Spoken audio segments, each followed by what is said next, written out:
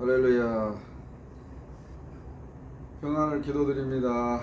주 안에서 형통하시기를 기도합니다. 봄이 다가오고 있습니다. 환절기에 감기 조심하시고 늘 주 안에서 말씀과 기도로 무장한 삶으로 나아갈 수 있기를 간절히 소망합니다.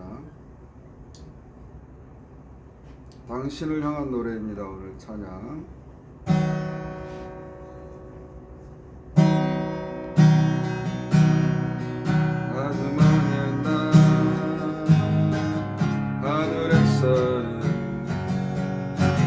당신을 향한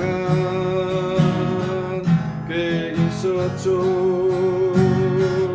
하나님께서 바라보시며 좋았다고 말씀하셨네. 나의 세상 그 무엇보다 귀하게 나의 손으로 창조하였노라.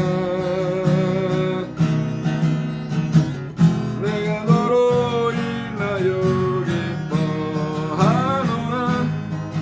내가 너를 사랑하노라.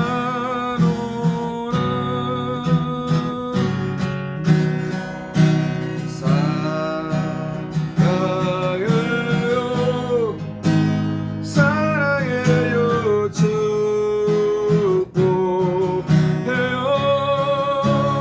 축복해요.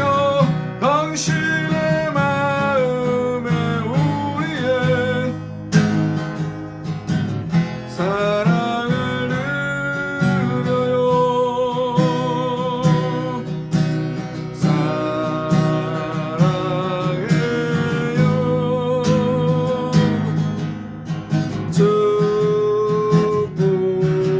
축복해요.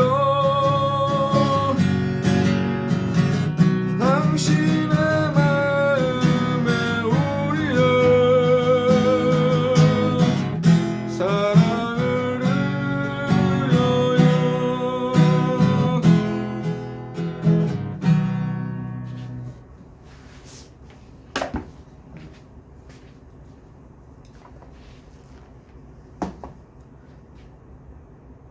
오늘 말씀입니다.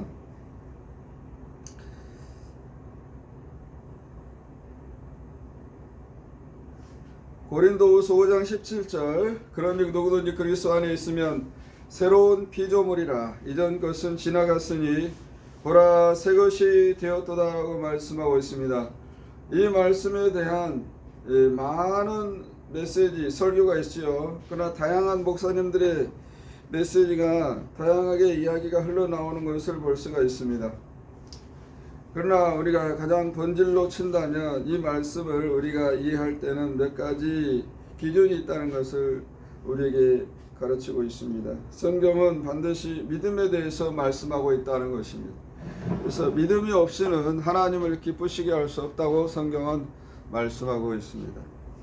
그래서 이 놀라운 메시지가 믿음과 결부될 때 이 하나님의 말씀이 우리 삶 속에 능력으로 나타난다는 사실을 믿으시기 바랍니다. 모든 말씀이 그러겠지만은 고린도후서 5장 11절은 특별히 믿음의 눈으로 바라보아야 한다는 것입니다. 그래서 믿음이라는 어떤 그 프리즘을 통해서 우리의 신앙이 완전해진다 하는 사실을 기억하시기 바랍니다.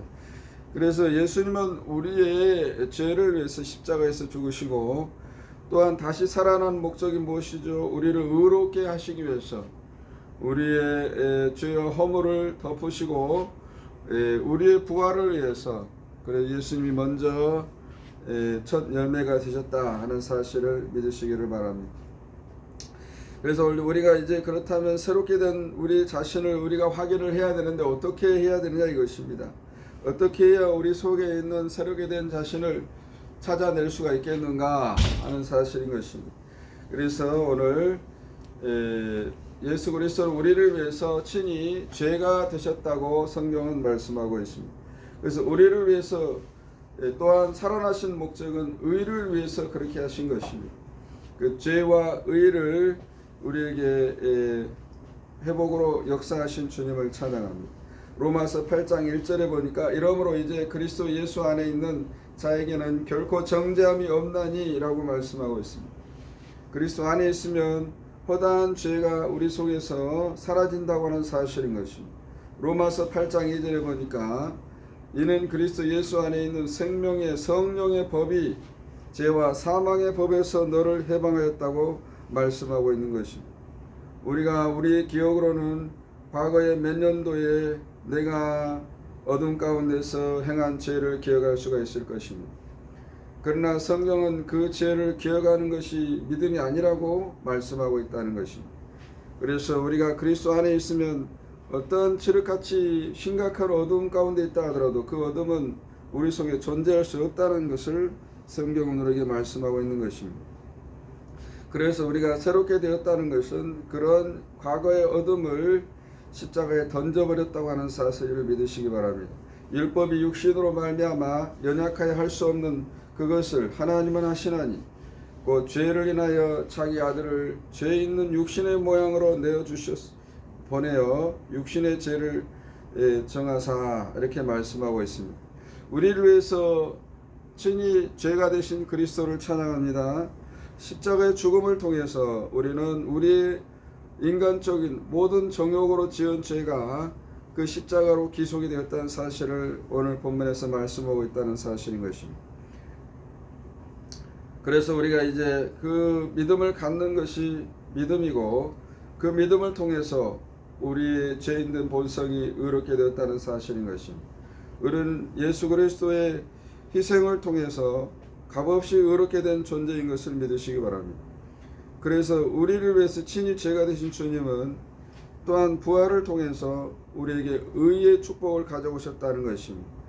예수님은 하나님께서는 예수님 안에서 우리를 바라보고 계신다는 사실인 것이죠. 그래서 우리가 그리스도 안에 있을 때 우리가 온전한 의인이 되었다는 사실인 것입니다. 그래서 우리가 과거의 잘못이나 실수를 기억하고 그것을 인해서 근심하는 것은 온전히 내가 그리스도 안에 있지 못하다고 하는 사실을 증명하고 있다는 사실인 것입니다. 기도와 말씀을 통해서 우리는 끊임없이 훈련할 때 우리의 생각 속에 머물러 있던 어둠들이 사라지게 되고 그리스도 안에서 새롭게 된 완전한 의인으로서의 우리의 자신을 발견하게 된다는 사실을 믿으시기를 축원합니다. 우리가 하나님은 전능하시지만 그리스도의 십자가를 통해서 우리의 죄를 청소하시고 정결하게 하셨다는 것입니다. 여러분, 우리가 하나님의 자녀로서 우리의 죄를 아무리 몸부림을 쳐도 해결되지 않는 것입니다. 예수 안에 있다 하더라도 우리가 여전히 우리의 죄성을 끌어내지 못해서 예배를 드리고 돌아오는 길목에서 또한 죄를 행하는 사람들이 많이 있는 것을 볼 수가 있습니다. 그래서 이와 같은 육신의 연약함으로 인해서 우리가 믿음에서 떠나는 일들이 다반사로 일어나고 있다는 것입니다.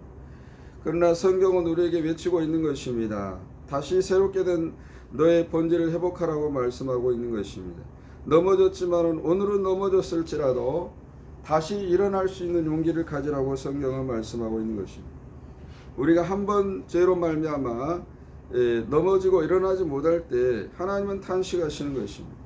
왜냐하면 그러한 우리 연약함을 주님은 이미 알고 계셔서 그래서 십자가를 우리에게 허락하셨다는 사실을 믿으시기 바랍니다. 우리의 죄는 참혹한 것입니다. 죄는 반드시 그 싹을 짚어내야 되는 것이지요. 죄의 싹은 사망이라고 야고보서에서 말씀하고 있는 것입니다. 죽어야만 우리의 죄가 해결이 되는 것입니다. 그런데 우리가 죄인인데 어떻게 죽지 않고서 이 죄가 해결된다는 말입니다. 그래서 우리가 십자가를 통해서 십자가의 죽음을 바라보는 것입니다. 모세가 높음을 바라보고 바라본 자들마다 살아나는 것처럼 우리 예수 그리스도를 바라보는 사람은 우리의 죄가 동에서 서가 먼 것처럼 멀게 된다는 사실을 기억하시기 바랍니다. 마리아가 이제 하나님 앞에 기도하다가 천사를 만나게 되었습니다. 천사가 말을 하는 것입니다. 너가 성령으로 잉태되리라 말씀하는 것입니다. 마리아는 초기에는 믿을 수가 없는 일인 것이죠. 주님, 저에게 그렇게 하시면 안 되는 것입니다. 저는 유대의 율법에서 그렇게 하면 바로 죽음을 맞게 되는 것입니다. 이렇게 말을 하는 것이죠. 그러나 천사는 반복해서 말하는 것입니다. 너에게 성령으로 잉태되리라. 그래서 마리아는 근심하며 한없이 하나님 앞에 기도했습니다. 그러자 그 논리로는 받아들일 수 없는 일들이 그 마리아의 삶 속에 현실로 드러나게 되었다는 사실인 것입니다. 우리는 하나님의 말씀을 논리로 받아들이지 않기를 바랍니다. 인간의 이성으로 하나님의 말씀을 반박하지 않기를 소망하는 것입니다. 하나님은 거저 믿는 자에게 복을 주시겠다고 했습니다. 불가능한 일이라 할지라도, 논리적으로 맞지 않는 일이라 할지라도 그것을 내가 받아들일 때 하나님은 기적을 이루신다는 사실을 믿으시기를 바랍니다. 우리는 암병에 걸린 사람들이 수없이 많은 그리스도인 가운데 있는 것을 볼 수 있어요. 그러나 여전히 그들은 온전히 받아들이지 못하고 치료하신 그리스도의 능력을 이해하지 못해서 결국은 그리스도 안에서 질병 앞에 굴복하고 마는 것을 볼 수가 있는 것입니다. 그래서 질병 앞에 우리는 예수의 이름으로 명령해야 되는 것입니다. 너는 나에게 아무 상관이 없노라고 명령할 때 그 질병은 나에게서 떠나가게 된다는 것입니다. 우리의 말의 권세를 사용하는 지혜로운 그리스도인이 될 수 있기를 축원합니다. 그래서 질병을 극복하시기 바랍니다.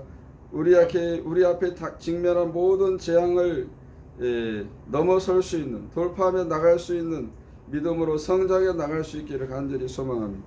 골로새 1장 13절에 보니까 그가 우리를 흑암의 권세에서 건져내사 그의 아들의 사랑의 아들 나라로 옮기셨으니 라고 말씀하고 있습니다. 그 아들 안에 우리가 구속고 제사함을 받았다고 말하고 있습니다. 우리가 죄가 없는 것은 아들 안에서 가능한 일인 것이죠.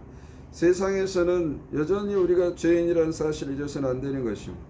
우리가 예수 그리스도 안에서 모든 것을 생각하고 모든 것을 행할 때 하나님께서 우리를 의롭게 여기시는 것입니다. 우리가 예수를 믿노라 하면서도 여전히 우리의 생각은 세상을 향해 있다면 이 사람은 의인이라고 말할 수가 없다는 것입니다.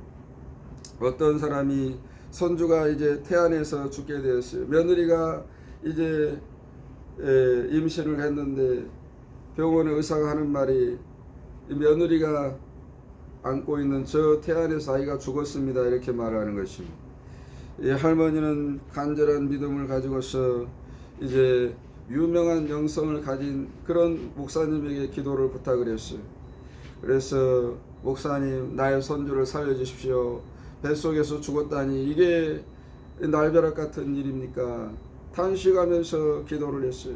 그래서 하나님께서 그 영성의 이 목사님을 통해서 이제 이 며느리의 배에 안수하게 하시고 그래서 간절히 작정 기도를 하자 그 태아에서 이제 그 배가 발이 움직이고 손이 움직였다는 그런 이야기가 최근에 이탈리아에서 이제 간증으로 들어본 적이 있는 것입니다. 이와 같이 믿음의 역사는 쉬지 않는 것입니다. 논리로 해석이 안 되는 그 하나님의 은혜의 역사를 우리가 믿음으로 받아들일 때 여전히 우리 삶 속의 기적은 끊임없이 반복되며 일어나고 있다는 사실을 믿으시기 바랍니다. 우리의 논리로는 믿음을 받아들일 수가 없는 것입니다. 우리의 논리로는 하나님의 기적을 인정할 수가 없다라는 것입니다. 그래서 고린도후서 5장 17절의 말씀처럼 새롭게 된 그리스도인들은 우리의 논리를 버리는 것입니다. 우리의 생각을 버리고 우리의 타락한 정욕을 내어버릴 때 하나님의 법이 나를 다스리게 된다는 사실을 믿으시기 바랍니다. 우리가 행한 과거의 죄를 생각하지 않기를 바랍니다. 우리가 어리석어서 우리의 생각은 끊임없이 과거의 죄를 소환하는 것입니다. 그래서 민노라면서 돌아서면 과거의 그 경험을 떠올려서 또 죄를 행하는 일들이 다반사로 일어나고 있다는 것입니다. 우리 그리스도 안에서 하나님께서 우리에게 홍보의 대사, 천국을 홍보하는 대사로 임명하신 줄로 믿습니다. 그렇다면 우리가 하나님께서 우리에게 천국의 권세를 허락하신 줄로 믿습니다. 그런 사람들은 마귀가 건들 수 없다는 것입니다. 어둠이 그들을 만질 수 없다는 사실인 것입니다. 그래서 이와 같은 확고한 믿음을 가지고 나갈 때 우리는 믿음 안에서 하나님의 기적을 경험하고 논리로서 이해할 수 없는 믿음을 통해서 하나님의 나라가 내 속에 완전히 이루어진다는 사실을 받아들이고 오늘도 승리하며 주 앞에 도전하며 나갈 수 있는 우리가 될 수 있기를 간절히 축원합니다. 주님 감사합니다. 우리가 이 하나님의 나라를 믿음으로써 침노하는 자가 되게 도와주시옵소서. 여전히 세상의 물질은 우리의 믿음을 방해하고 세상의 과학과 미디어는 우리의 영을 괴롭히지만 오늘도 끊임없이 도전하며 응전하며 나갈 때 우리의 믿음은 찬란하게 우리 심령 속에서 빛나고 마침내 그 믿음이 천국으로 인도하는 우리의 심령을 또한 우리 가족을 우리의 친구를 이 사회를 이 나라를 빛으로 변화시킬 수 있는 어둠을 제거하는 권세의 능력의 믿음으로 만들어 나갈 줄로 확실히 믿습니다. 모든 말씀 살아계신 예수님 이름으로 기도드리옵나이다. 아멘.